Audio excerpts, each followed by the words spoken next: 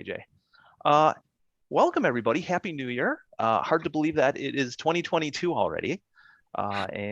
We've got several new members on the phone. Welcome to the ACC Legal Ops Internal Resources Management Interest Group. We are thrilled to have you join us, and I see quite a few of our existing members. So welcome back to our existing members. It's also wonderful to see you as well. We've got an exciting agenda for today, and by way of background, and I'm so sorry, Rebecca is our co-chair. Rebecca, say hi. Hi, everyone. Happy New Year. Glad to see everyone back and glad to see new members coming back. Perfect. Thank you so much, Rebecca. I didn't mean to step over you. No worries. Anyway, we've got a really exciting topic today. And when we were putting together the agenda over, well, probably in late May, early June, we had discussed this idea among the membership of the group, and it was one of those, I think, topics that really resonated with everybody. And it was like, hey, yeah, absolutely. How do we do that?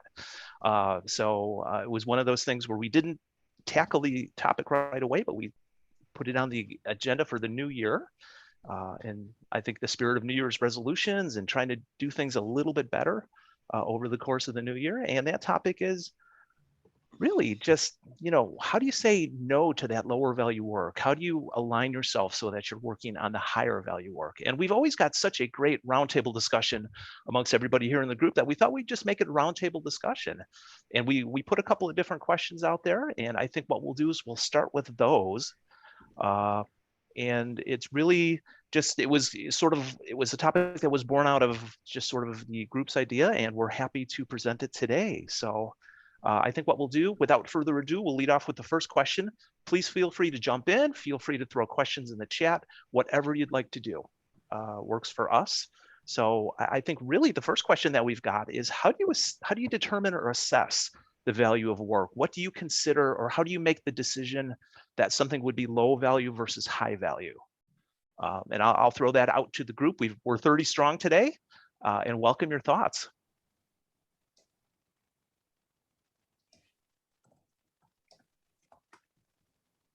I guess in the context of commercial contracts, we think about the actual value of that contract. Mm-hmm. So not radical, but it's an important one. Very good. Very good. Welcome, Stephanie. I mean, I guess from a legal ops perspective, I'm always on the lookout for our attorneys doing non-legal work, right? So that's an easy one where I'd want to try to move that somewhere else if I could. Mm-hmm. Don, we take a similar approach at Walgreens, where we try to take that more the administrative tasks away from the attorneys, let them focus on the practice of practicing law or the business of practicing law. And then we try to take care of that other sort of behind the scenes work, back office work, and try to help them accomplish that without having them be directly involved. So we take much the same approach. We do the same thing at Coveris too. We have our paralegal prep as much work as she possibly can for the attorney, and then let the attorneys do what only attorneys can do. Very good. Thanks, Kim. This is Heather.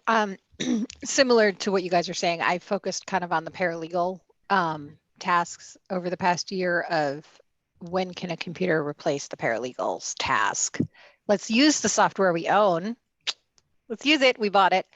Passport can help you. And then we developed some bots to take away some of the continual clicking kind of work. But it's a constant struggle. And I have to say, talk about low value work. I'm multitasking doing my weekly report, which is as low value as it gets while we're on this call.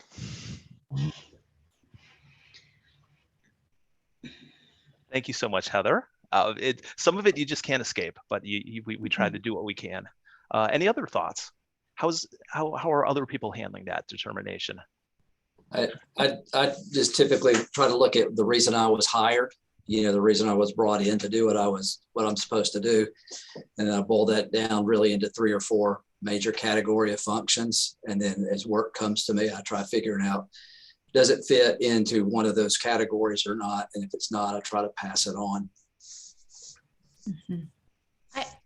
Hi, I'm from Kathleen from Twilio. I do want to say that I think the topic than when I walked into the room today. I was thinking more about legal ops, where in which I think one of our roles is to protect the attorney time. Absolutely 100%. That should be a high bar. However, I also think that our legal ops team we are a team of 10, and we end up getting kind of like, well, we don't know who else should do this, so legal ops should do it.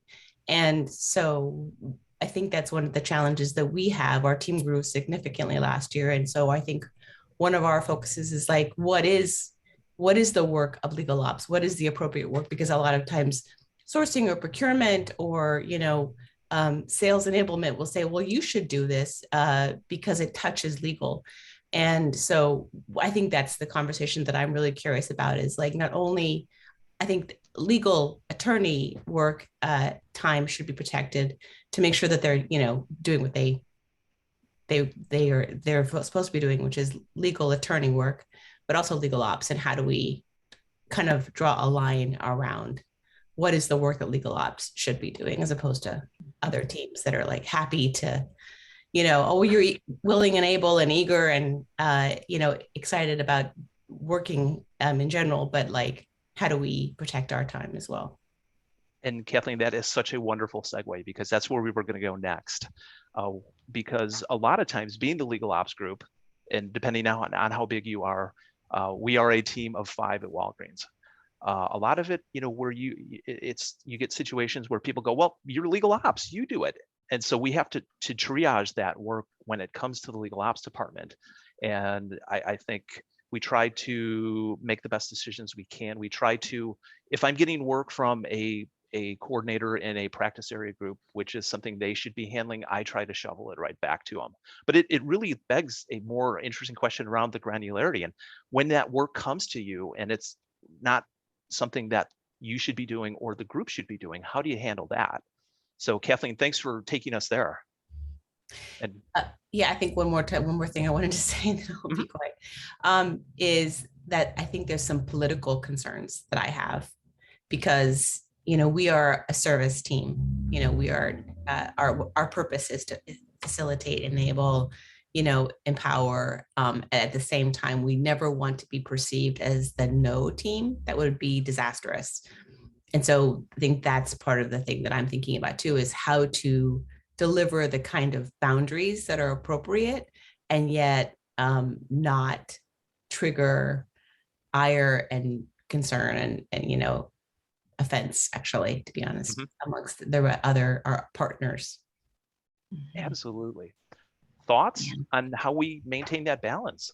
I have I'm so sorry, Chris. Yeah, I love what Kathleen brought up, because it just sort of, it tapped into something that I'm, sort of actively working on in a recent new role that I've taken on, which is not pushing back on the business in the context of commercial contracts, but getting the business to appreciate sort of what's their role, what do they bring to the contract negotiation, and what's legal expected of. And some of that is really doing sort of lunch and learns and getting them to appreciate like what's theirs and what's ours, and then enlightening them to how that knowledge would speed up the process exponentially, would really help. So it's about sort of getting a business team to buy in to wanting to be a participant and wanting to understand what the whole sort of life cycle looks like, what is there, so that they can make it easier. And I've found some of that really comes in building, not overly prescribing process, but in overly socializing what you're trying to get at. So in that context of like in commercial contracts, what we're trying to get at is to do this better. We're going to mitigate risk. We really want you to understand what your deal is and tell us all about what you'd like to see so that we can get this done faster. And some of that really has just been building the information so that we can give it to them, so that then the whole relationship works a little bit better. Tommy Ann, how has that been received? Well, we didn't roll it out yet here. Okay. I'm a new hire with Peloton, about 3 months, but I've done it in the past. So in my last role, very big, about a year-long socialization of lunch and learns around commercial relationships. who does what, how do you escalate? And a lot of it was getting really key stakeholders on the commercial side to buy in and be like the champions and the influencers and sort of socializing with their friends, if you will. It's worked very successfully in the past because it wasn't received as pushback that we were saying no and that we weren't doing things to support them. It was, well, we've designed this so that you know what you're empowered to do, what information you should bestow upon us so we make this better. And once people started to really kind of understand what the flow was, we weren't having to say no. We were just sort of pointing to what all of our expectations were. I mean, I think, oh, go ahead. I was going to just piggyback on what you were just saying, Tammy. And one of the things that we find at Amplify is that our business folks are so good at coming to legal. They do come for everything that touches legal. And, you know, even as we speak, I'm trying to get a contract over the finish line, but I'm trying to persuade the business folks to make the business decisions, right? It's like Incoterms, well, this is not our term, but if you're okay with it, I can, you know, you can agree with it. And it's really just sort of continually having the conversation to say, no, really, you can make this decision. You can make this judgment call. I'm telling you where the risks are. So, you know, they don't like they don't want to pay the taxes on the product. If you priced it in a way that allows you to absorb that, then you make that decision. And it's sort of then really sort of pushing back to them the things that are theirs and really continuing to train them on this idea that at the intersection of legal and commercial stuff, this is what legal is going to own and this is what you guys get to own.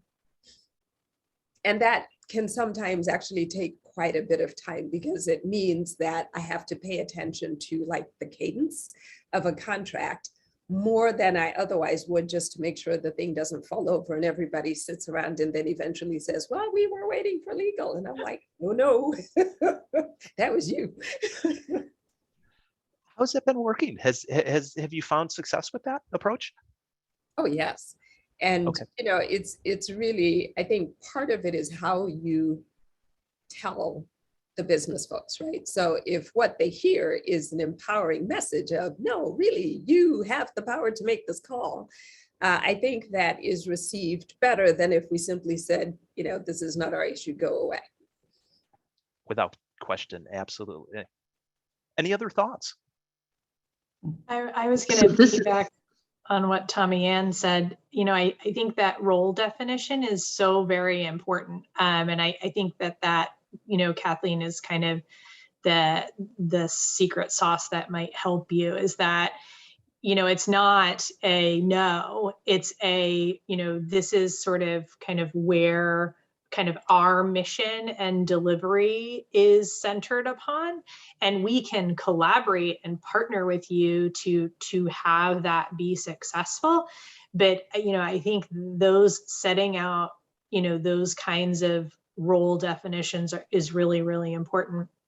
And then, you know, I loved what you were just saying too about the fact that, you know, we have to empower sort of the business to be able to make that decision. So our general counsel at BMS, Sandy Leung, has for the last few years, and we've now kind of taken it on to, you know, it's the content of manager forums and things like that about sort of who makes that decision, and that legal can provide advice, but at the end of the day, you know, you are empowered to sort of make that decision after collecting that advice and research and additional information. And so, you know, I think that kind of creates the circumstance where you're no longer sort of a crutch, but you are, you know, one of the folks kind of pushing things along.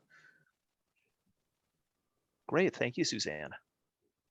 Any other thoughts? In our area, we see ourselves as a service organization. And although we run into the situations where, you know, we have the no's on that, we try to find if there are any alternatives to that no. Is there any other way of doing the contract, you know, assessing the risk? And is there any other thing that they can do as, because we're in a university, so it's a little bit different. Is there any other thing that the college can do,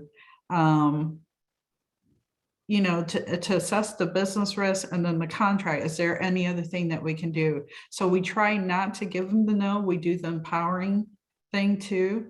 You know, you guys make the decisions, you guys, but we also try to offer something else other than the no, so that we're not seeing as the ones that are, you know, holding everything back.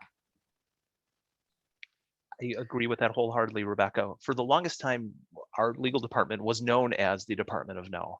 And we've tried to work with not only our stakeholders, but internally to find different solutions. If that's reaching out to other business units or trying to MacGyver some sort of solution that, you know, where we can make it work somehow. It's gained us, I think, a little bit better reputation the last couple of years, but it can be a challenge, no doubt. Yeah, because in all this, you have to change their perspective of how you're looked upon in the area that you're at. And legal is usually not looked upon as, you know, the best service department or organization or part of the company that you're at. So. Thank you. Other thoughts? So this is Diana. Oh, sorry, go ahead. Oh, no, go ahead. So this is Diana over at Voya. When I first came into legal ops years ago, I had a team of 17 people, and it sounds like what some of you are experiencing, where everything got dumped on us. You know, this team got, and they never said no, never said no. I mean, just never said no. And because they said, well, we're a service organization, we can't say no. And I'm like, well, sure as heck you can say no. So we worked really hard in the sense of finding those things, finding the right way of doing things. We added technology, we added, you know, some processes, talked to the clients about, you know, why they thought it was us that had to do this, what, you know, and I try to empower our staff to find better ways of doing things. And then we empowered other people to do it. And after about 6 years, we were down to a team of 7. And we're providing probably double the service they had been providing with 17 people. And I think it was by showing that the number of, you know, dumping all these things wasn't effective for anybody. Some of the things that were being dumped on this group to do, that if we empowered people to do things, gave them the tools. And my classic example I always tell people is, one of the things this group had to do back then was every month on the first of the month, they had to hand deliver to every AA a list of who was on the staff with their phone numbers, home phone numbers, work phone numbers. It was this whole thing that they had to do. And I'm like, well, this is ridiculous. We have an internet site, just post it on the internet. Anybody can look it up at any point in time. I mean, one person posted, it's done. And I had this AA come into my office and just literally screaming and yelling at me that this person on my staff had not delivered it and what was going on. And she refused to deliver it. How could this be? This is unacceptable. You're a service organization. And I'm like, I delivered it. It's on the internet. Go on the internet, pick it up. You want to print it, hit the print button, it'll print. And she just walked out of the room just like flabbergasted. But you know, sometimes it takes some angst to get people, but after that, people began to realize, wow, now I don't have to wait for things. I can just go do it myself. And they appreciated that. So I think that was always my selling feature, is to sell, you know, we're not saying no to doing it. We're providing you with what you need to do your job more effectively than having to wait for somebody on our team to do things. I like those words, Diana. We're providing you ways to do your job more effectively. Make it all about them, and then they seem to be happy. How true. How true. Diana, did that take a major change management effort on your part? Because it sounds like that was a very unpleasant experience. Well, you know, there were lots of meetings, lots of socialization of thoughts and ideas, but I have to say I was extremely, and I count my blessings about it. I was extremely grateful that I had a GC. I was brought in to make change. A GC had come in, he didn't know what was going on. Nobody knew what was kind of happening, but they just didn't feel like things were going right. And they hired me to figure out what was going on and make change and make it better. And so, and most people, unbeknownst to me, I did find out after like 4 months, it took me 4 months to find this out. But unbeknownst to me, he had told the entire senior staff, all his direct reports, that I was speaking for him. And if they did not follow what I said, they had to answer to him. So I got oodles of cooperation. Like I said, unbeknownst to me, until someday somebody slipped up and said something. And I said, well, what are you talking about? And then everybody in the room looked at him like, don't say it, don't say it. I'm like, no, I need to know. And then they told me that he had kind of threatened everybody. But it did get things changed, and people found it better. I mean, people, were saying, wow, this makes my job a lot easier. This is so, again, it's trying to make it about them. I spent a lot of time talking to everybody, finding what their pain points were, so that whatever we solved or did would be everybody's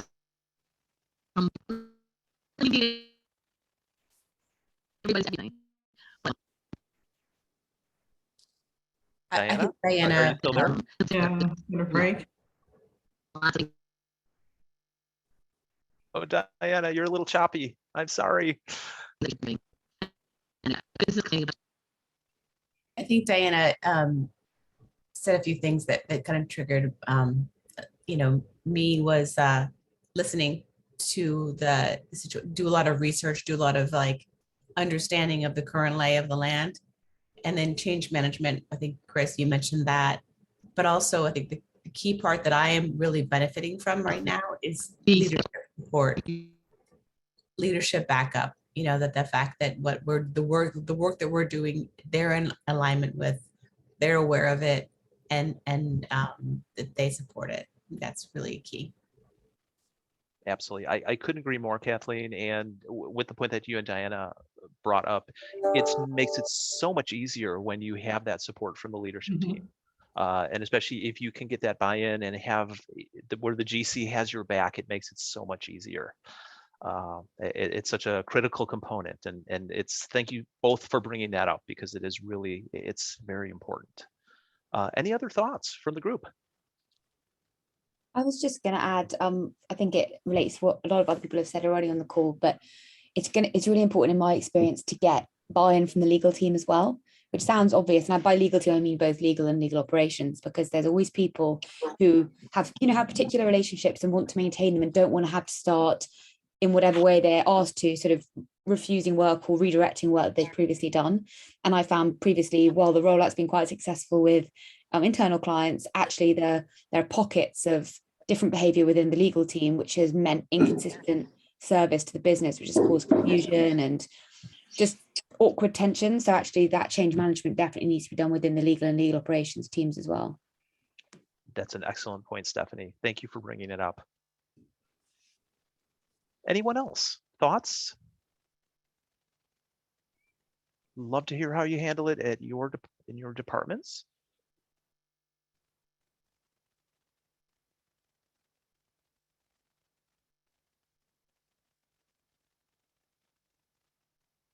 Excellent. Paul has a very good comment in the chat. Thank you, Paul.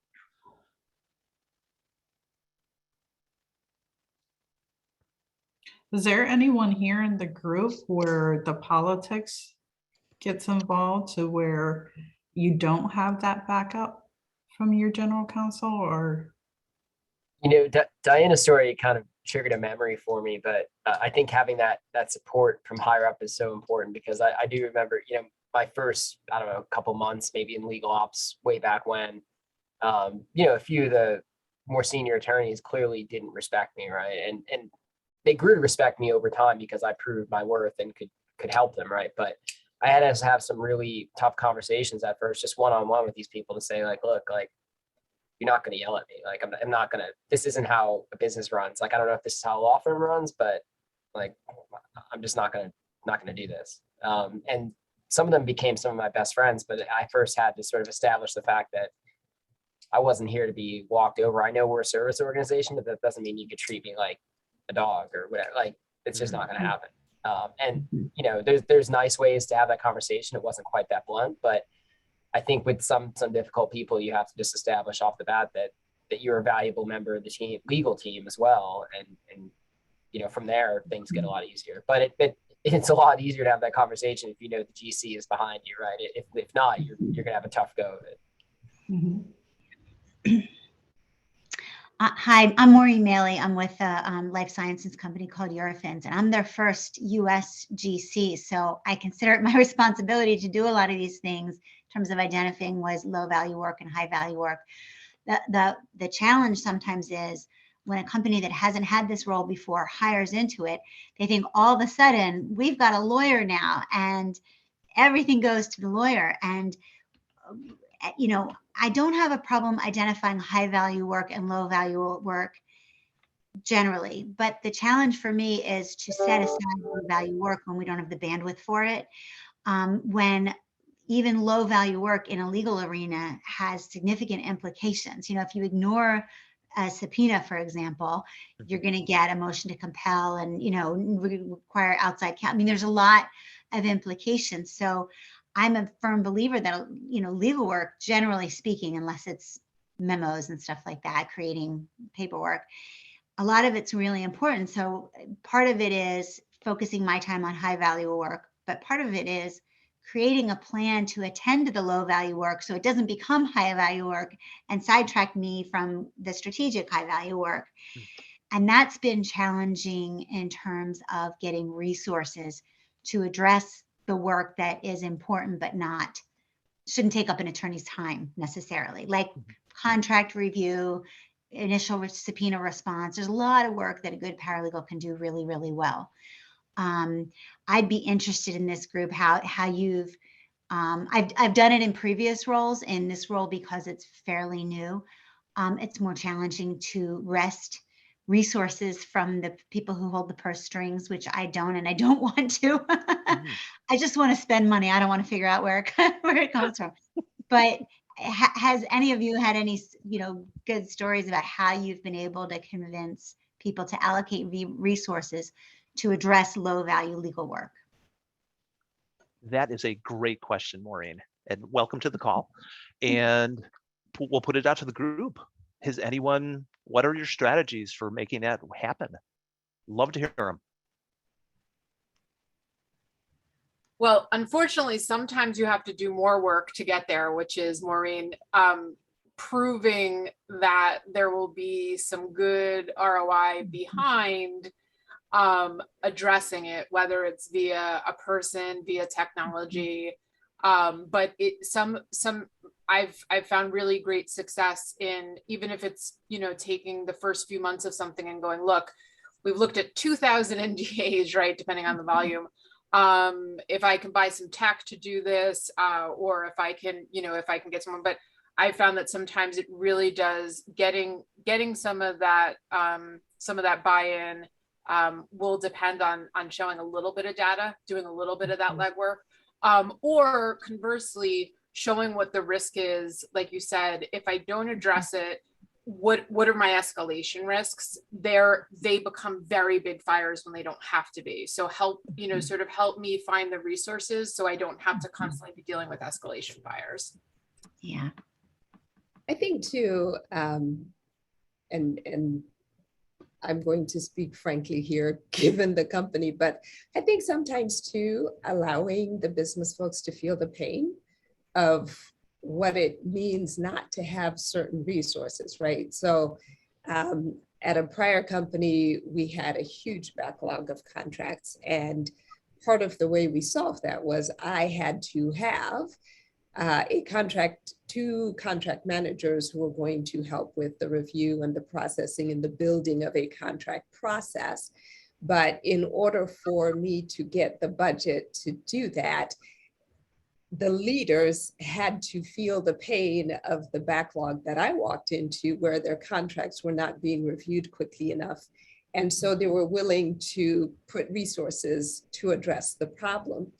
At another company, we had great success getting the business folks to pay for additional heads for people like engineers that maybe sat in the R&D function, but had a dotted line reporting to legal, because that was how we resolved the IP issues, and they helped us with patent prosecution, but they made the process that much faster.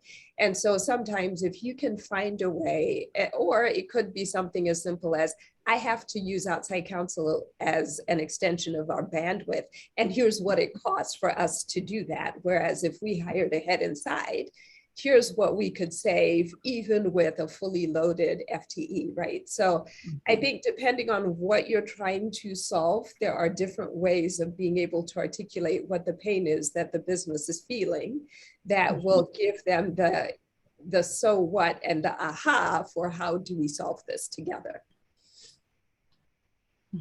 That is a fascinating approach, and I will admit to using that on occasion, not only with business units, but also within the department as well.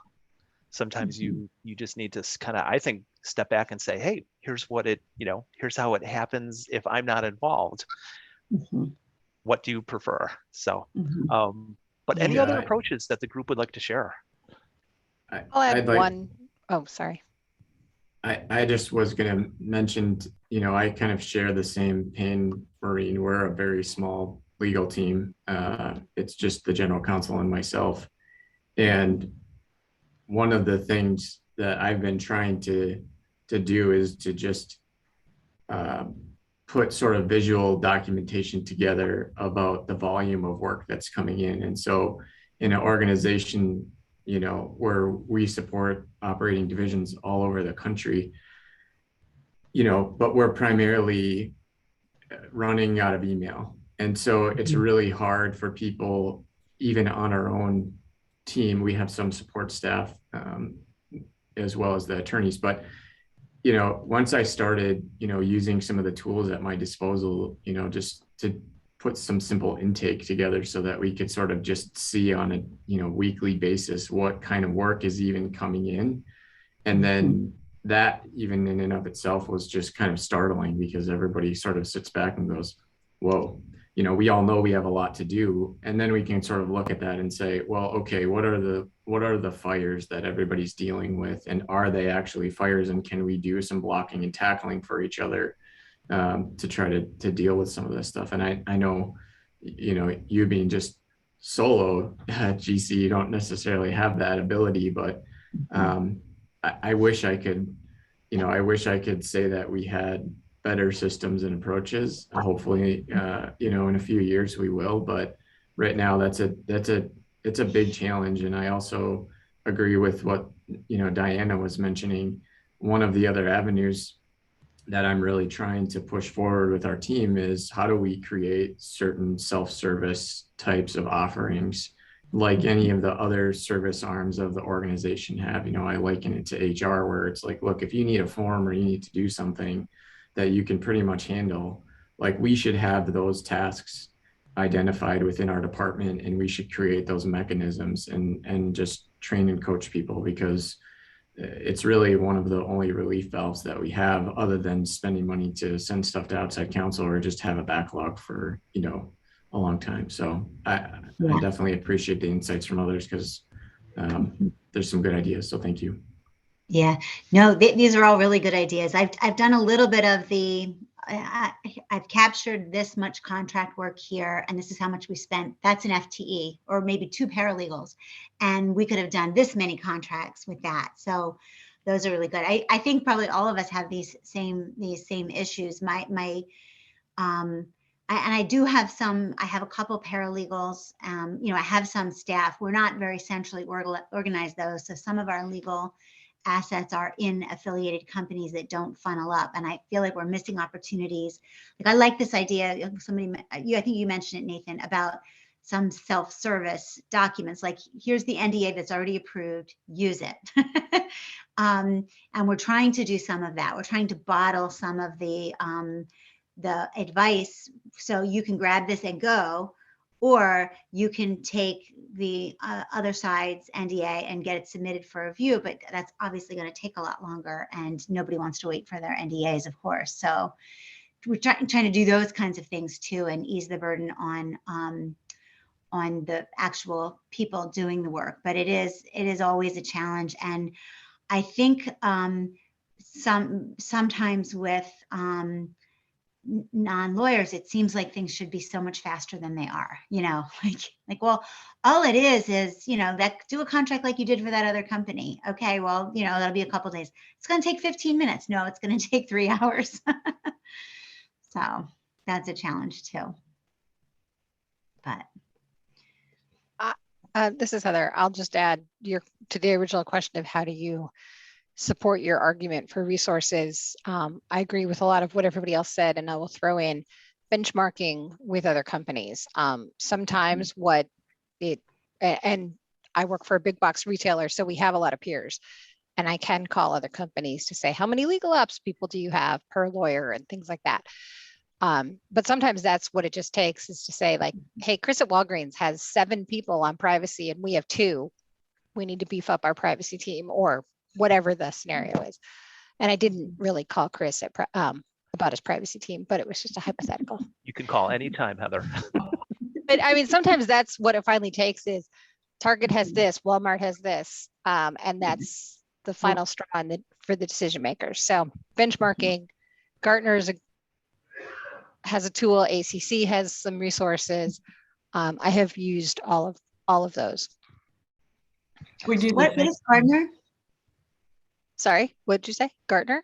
Gartner? Mm-hmm. Gartner used to be called something. Was it Corporate Executive Board, Heather? Something like that, yes. Something like that. They became Gartner, but sorry. Yeah, they became Gartner. So it's kind of like I call it a think tanky kind of thing. They send out a lot of surveys to their clients, and then they compile the data and say, here's what general counsels are thinking of, or here's what general counsels are doing this year. So you subscribe, but you also have to participate in their info gathering. Once upon a time, they actually had, this was back when they were corporate executive board, they had a really useful tool. It was like this one sheet Excel spreadsheet where you could plug in certain elements of your cost and your budget as an in-house department.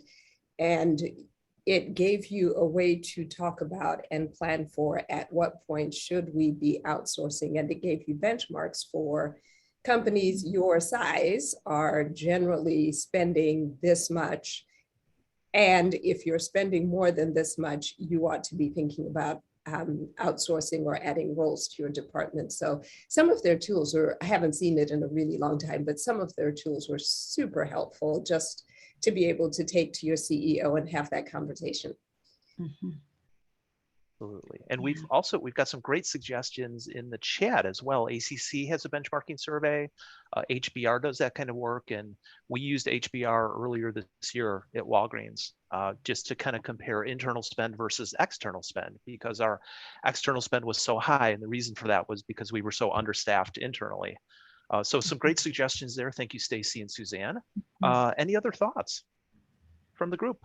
We use in the university, we use a lot. Heather mentioned other corporations, but in the university area, we use other university as comparison. So what we do too is gather enrollment status. We use a lot of data, enrollment status, institutional budget. So I don't know if corporations do that, how much budget does each corporation have, and then compare the number of attorneys and paralegals and staff that they have within their area. We've used all of that.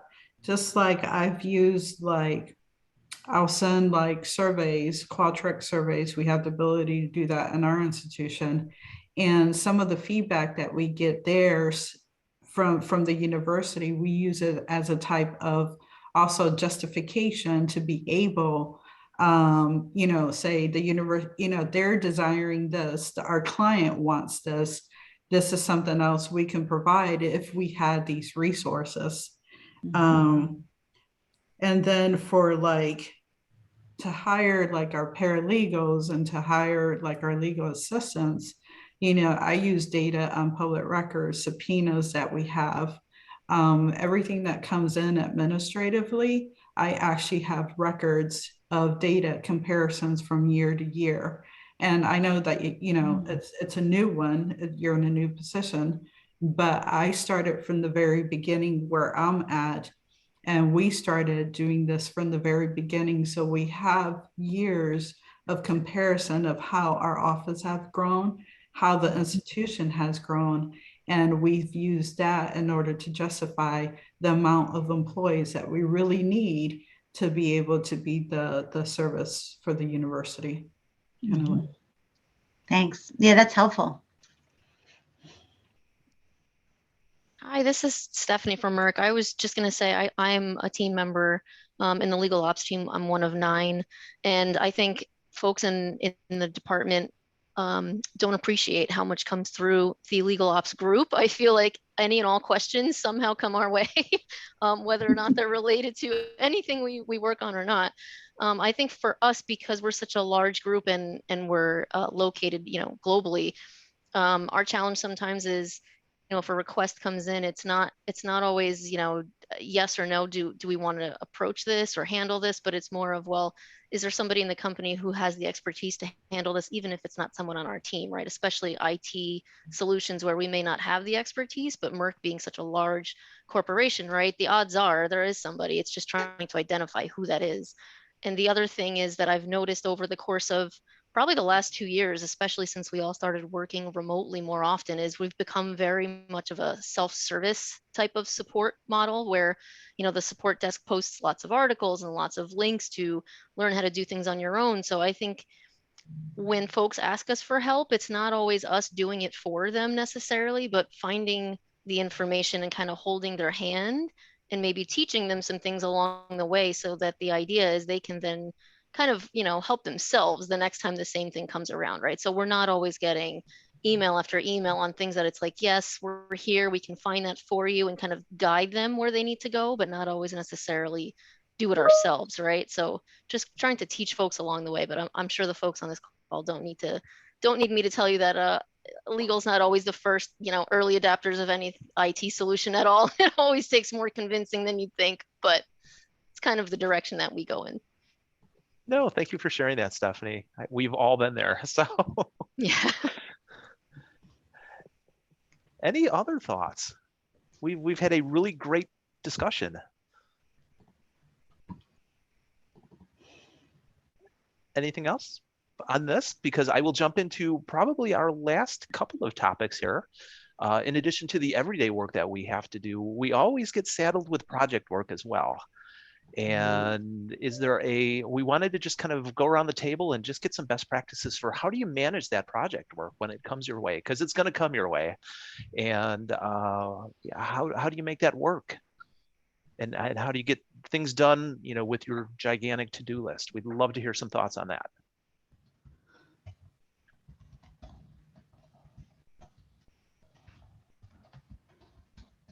Anyone?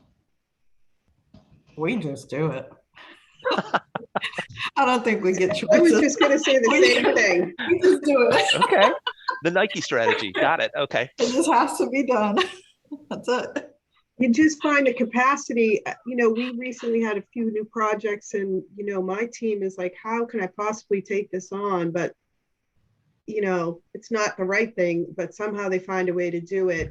You know, I don't think anyone on this call is working 9 to 5. I'm sure everyone's working way more hours than they used to, especially during COVID. But that's definitely something that we struggle with with Coveris, just because we are a service unit just like everyone else. And we do try to provide the best service we can to the business units, but, you know, sometimes it does take a little more finessing communication. Like if a business unit wants to start a new product for service sales, whatever, you know, there's a lot of research that goes into that. You know, we need to check with our regulators to see if we're able to do it, what each state allows, things like that. The business units don't always understand that. They're like, I want to sell this thing tomorrow. And we're like, hold on a minute, we're going to try to help you, but they don't understand. And then to get it approved, we have to go through the regulators. That also takes a process. We're also waiting on them. So it does prolong the project process. But somehow we just do it. We find the time and we relay that to the business units. Definitely some tension sometimes because they want it yesterday, but just keep the communication keys open, and they have to be realistic expectations set by legal to let the business units know, yes, you can do this, but you may not be able to do it in this time frame. You may have to look at a different time frame. Chris, just to tag on a little bit with Kim and Rebecca, I agree with them. Obviously, at McDonald's, you just have to do it also, right? Like the business keeps going. But I would say something that I noticed we've done over the last couple of years is even look at the projects and the resources available, and then maybe even switch up who's actually working on that project. So even though it may lie, for instance, within our technology area, building out some apps that we did this last year, I actually had the bandwidth, so I managed those projects, which is totally not my technology is not my thing.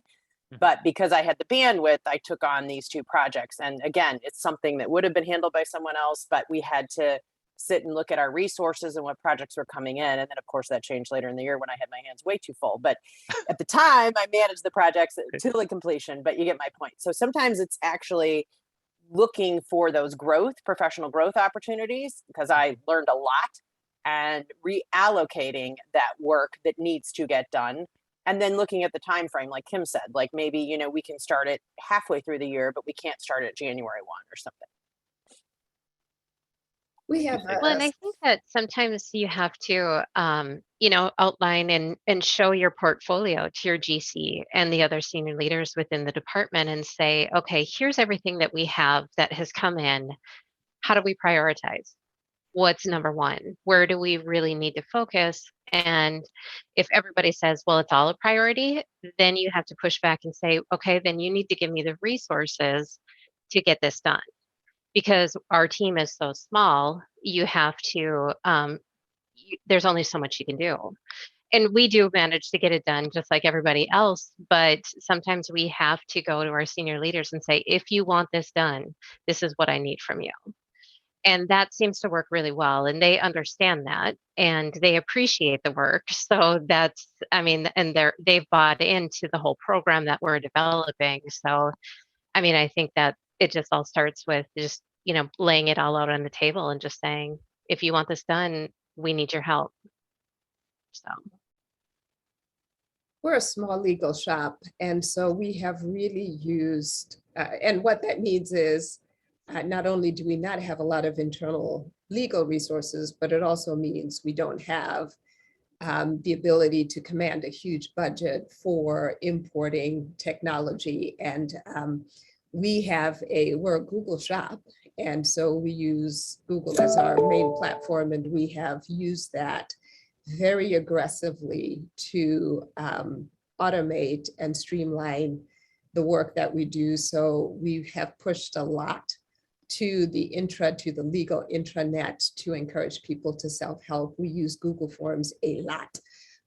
Because we're an educational organization, we have to do a lot of ethics reviews whenever we hire people who are, teaching in school districts because they want to moonlight. So we've now created, I'm responsible for ethics. So I have a form that copies my outside counsel as soon as a business person submits a request, and they go and they do the review, they turn it around, and then I have to translate the result. But we also have trained our business folks to send everything to a legal inbox. And so we triage the inbox based on what lawyers are available and what lawyers do certain things. And so that has been really helpful in just helping to manage the volume in a constructive way. Great, thank you for adding that. A couple of great comments in the chat around Robin's communication comment and just kind of putting it out there, trying to reallocate those resources, trying to get resources from other departments if you have to, based on the project, of course. But so thank you to Amy and Robin for putting those comments in. Any other thoughts as we sort of come to the end here? Yeah, Chris, I had something to add. I'm Paul Connors, head of legal at Salsify, a SaaS business. How you phrased the question, how do we find the time to do the project work when we're, doing our day-to-day? I tend to try to flip that on its head. I think it's so easy for all of us to get caught up in the day-to-day, right? And sort of living in our inboxes and being responsive and doing deal work and doing, what can sometimes be described as shallow work because it's easier, right? And what I found in my experience is the project work, the true cross-functional, high visibility project work is actually what matters. Especially when it aligns with legal's own goals, but even if it doesn't, I think it has the ability to raise the profile of legal within the company and within, for certain individuals within legal, right? Giving them visibility to executive leadership and those kinds of opportunities. And so the way I tend to think about it is not that it's making time to do project work while we're still doing the day-to-day. It's that kind of project work is what's really important, and we need to structure our days in a way that allows us to do that project work, which requires chunks of time to focus, which isn't always easy, but it means prioritizing, as people are saying, and leveraging those opportunities to get the resources that we need. And I think if we're able to do that, especially in the distracted world that we live in, we actually can focus and make real meaningful contributions instead of just getting all caught up in the frenzy of our email inboxes, for example. That's a great series of thoughts, Paul. Thank you so much for sharing. Sure. Any other thoughts? Project one work. Quick one. Oh, sorry. Oh, no, please go ahead. I was going to say one quick practical one from me. What we do is we have a couple of external counsel that are more like sole traders or freelancers that we regularly give commercial kind of BAU legal work to.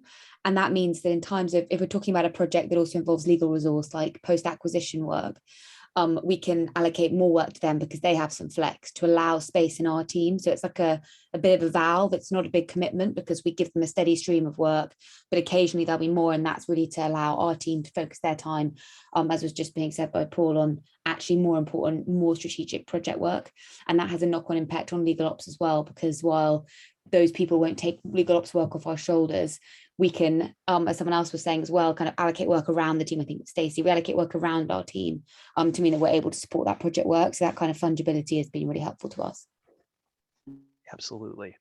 Thank you, Stephanie. Great points.